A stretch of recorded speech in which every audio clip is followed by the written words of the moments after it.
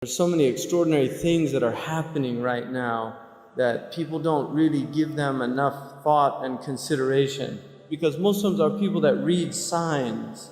We're people that read signs. Our book is a book of signs. It's a book of ayat. And Allah subhanahu wa ta'ala gives His prophets ayat.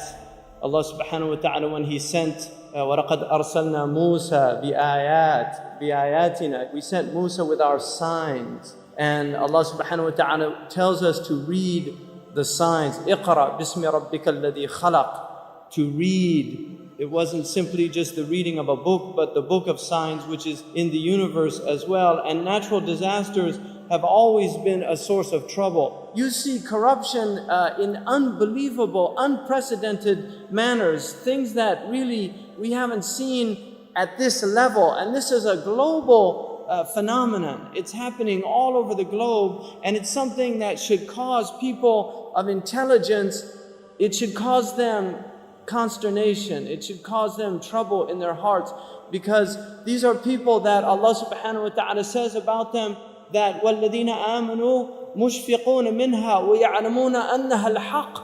That the people who believe are concerned about the signs of the hour, the signs of the last days. They're concerned about it, and they know that it's true from their Lord.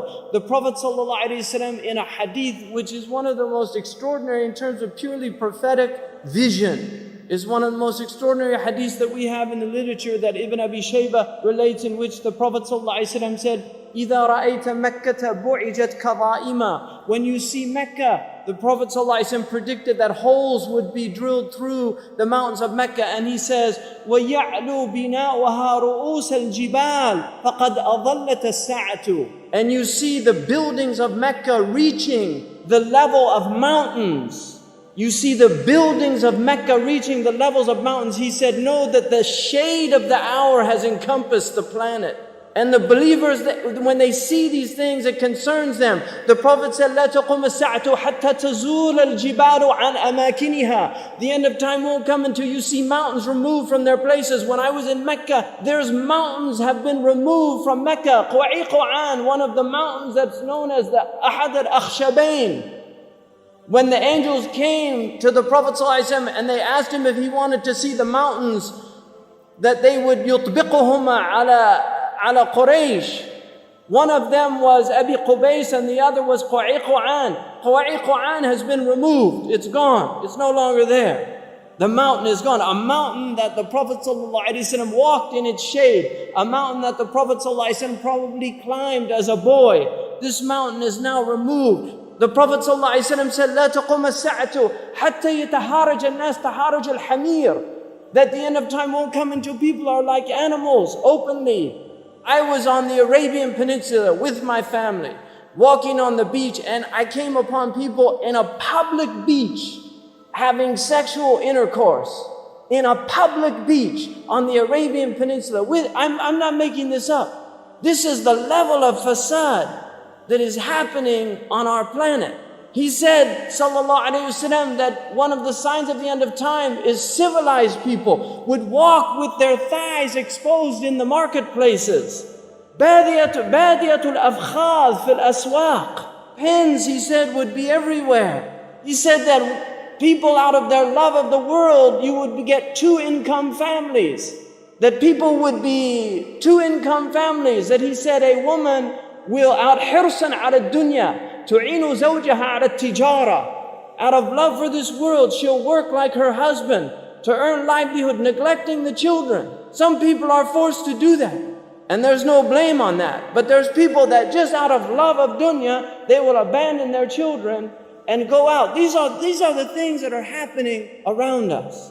And these are things people have to wake up, because this is a religion that calls people to wake up. What have we done that is causing this trouble? And this is something that was true of peoples all over the world. Whenever calamities confronted them, they would always ask themselves. These are people that are in touch with their fitrah, with their inherent nature. They would ask themselves, what have we done? Things like eclipses, like volcanoes, like oil spewing out into the ocean should tell us, Ya Rabb, If Allah wanted, He could destroy all of the oceans. ظهر الفساد في البر والبحر بما كسبت أيدي الناس. This foulness has revealed itself in the oceans and on the land because of what your own hands have been doing, because of what you have been doing. You know, they had a National Geographic and there was a group of Mauritanian fishermen and they went out to fish and they didn't catch any fish. And so, you know what they said? It's our sins. And they went to the Murabit, to the teacher, and they told him, we went out, we used to go out and cast the net, now the fish are all gone. If you want the sabab, the material reason, it's because the Japanese, the Russians, the Americans, they're fishing those waters like crazy. But still, they understood. How does this relate to us? You can blame the other, but it's happening to you. And he told them to make tawbah. This is on the documentary itself. He told them to make tawbah, to ask Allah. And they did that. And then they went out, cast their nets, and fish came into the net. That's fitrah people. Those are people of fitrah. The United Nations announced that the fish are going. And this is Ibn Abbas in the tafsir of the verse, ظهر الفساد in Surah Al-Rum, that the corruption has revealed itself in the land and on the sea. He said in the sea, the diminishment of fish because of the sins of people. And this is something that human beings have now completely forgotten. We have spiritual Alzheimer's disease. That's what the humanity is suffering from, a type of spiritual Alzheimer's disease. We've forgotten who we are, who we belong to, where we've come from, where we're going, what we should be doing in the meantime. This is the state of humanity where